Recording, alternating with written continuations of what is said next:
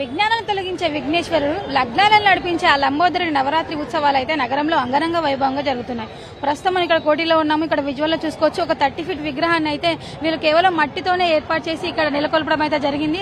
మనం చూడొచ్చు, బహుముఖ వినాయకుడు అందరికీ ఆ నిండుగా అయితే చక్కగా దర్శనాన్ని అయితే ఇస్తున్నారు. పొద్దున్న నుంచి కూడా ఇక్కడ భక్తులు ఈ దేవుని దర్శనం కోసం అయితే పోటెత్తుతున్నారని చెప్పాలి. ఆ దేవుని దగ్గర పెట్టిన లడ్డు కూడా ప్రత్యేకంగా కాకినాడ నుంచి తెప్పించినట్టుగా అయితే నిర్వాహకులు చెబుతున్నారు.